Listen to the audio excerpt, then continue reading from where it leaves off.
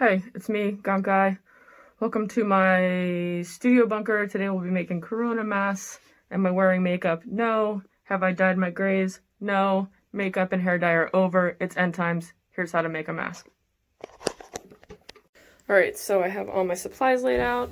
Here is my main fabric. This is a very tight wound cotton. It's like a twill. I wouldn't use anything lighter than this. The point is that it's heavy.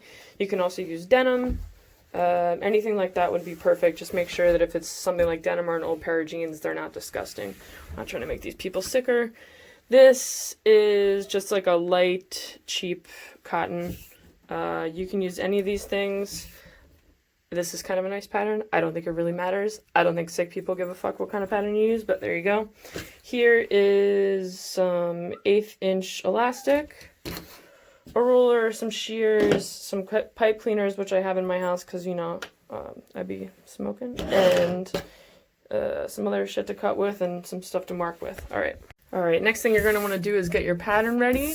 You can find these online at a lot of different websites. A lot of people are posting them right now. I've tried a couple different ones. This is the shape that I find works the best. You have some room for your nose here, and it's not too tight on anything. I can link you to these if you'd like. I have 2 copies here. One is for the inside liner, one is for the outside. I'm using a serger, so I don't have a seam allowance on this side. If you don't know what a seam allowance is, this probably isn't the video for you because I'm going to be doing stuff so we can bust these out. I have a 1/4 inch seam allowance on all of these. Cool. So next we're going to cut out our main piece of fabric. You just want to make sure that you have a double layer here.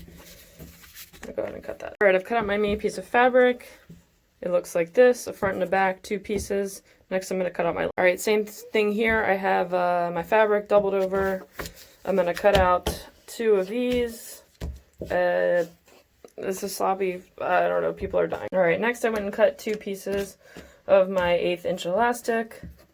They're both about 6 inches. I think that's all you need for this. It's probably the only time I'm going to say 6 inches. Alright, I will be doing this on my brother's serger. If you guys don't have a serger, then obviously you're going to have to make a pattern that has a seam allowance on this main kind of nose curve.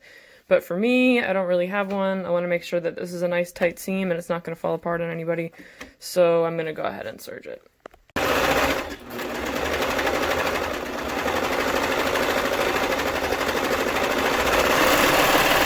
Alright, so we've serged the main seam on the front of our mask. When you open it up, it's going to look like this. See? Get it? That's the nose part. Yep. Alright, next we're going to attach the 2 pieces of elastic onto the mask. And the way we're going to do this is we're going to put it on the front of the mask. And we're going to attach each one of these about 1 inch down. So your seam allowance is 1/2 inch, which means that these are going to be about a 1/2 inch, or, math, a 1/4 inch down, you know what I'm saying. They're going to be fine. So you're going to put these about 1 inch down from each one of these for reasons, and I'll show you in a minute. Alright, so again, we're going to sew these onto the front of the mask. Why are we doing this? We're doing this so that you don't end up with your ear thingies inside of your mask thing. So, makes sense to me. Okay. Alright, I'm going to sew these in. I'm going to back stitch over all of them because we want to make sure that these stay on. And then I'm going to sew back over again. I'm going to do this on all 4 points. So we've sewed our elastics onto the front of the mask and on the inside. As you can see, they're all really secure. Next step is the liner. So we're going to do the same thing here that we did with the front piece, and that is just serge the main center seam.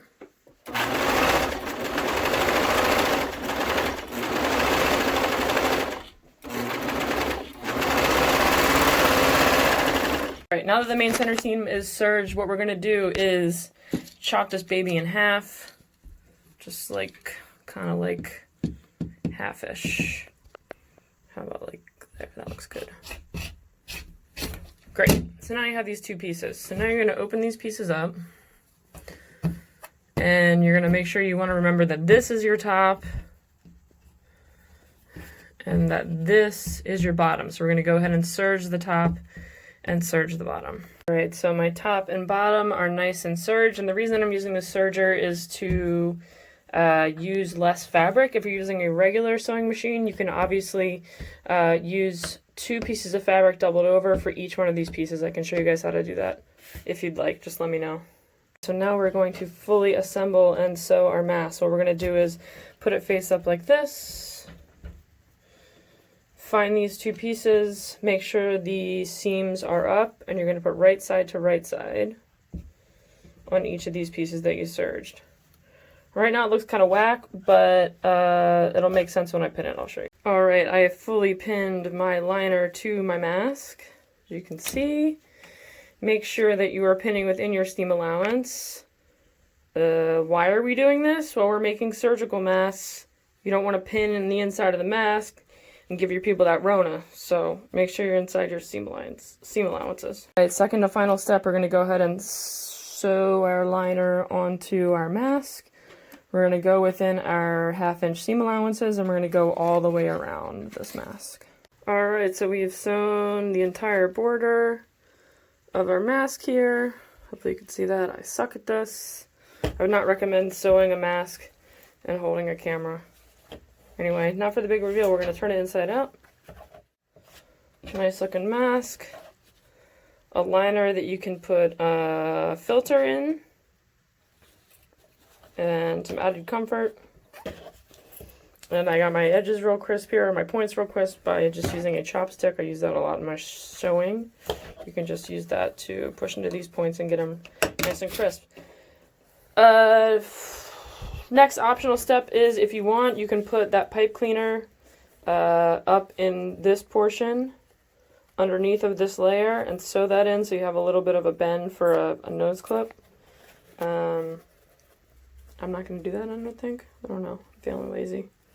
But final step is just a finishing stitch all along the border of your mask. Alright, we got our final seam all stitched in, and there you have it, kids.